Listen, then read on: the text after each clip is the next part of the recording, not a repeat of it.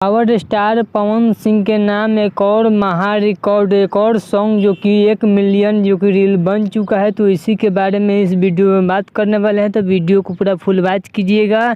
अगर अभी तक आप सब हमारे चैनल को सब्सक्राइब अगर नहीं किए हैं तो प्लीज़ चैनल सब्सक्राइब करें, वीडियो को लाइक करें, प्यार से कमेंट करें।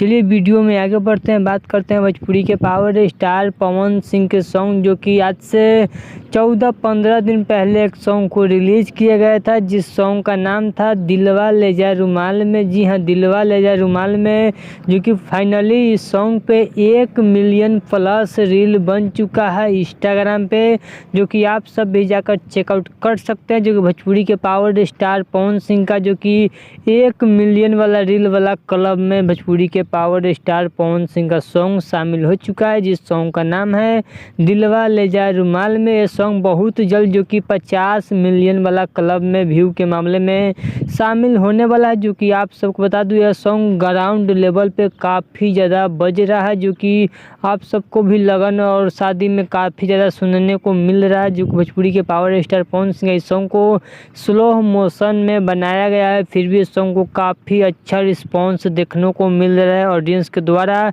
जो कि आप सब भी जाकर चेकआउट कर सकते हैं। जो कि 1 मिलियन प्लस रील बन चुका है। तो चलिएगा, इसका वीडियो अच्छा लगा तो प्लीज़ सब्सक्राइब कर, वीडियो को लाइक कर, प्यार से कमेंट करें।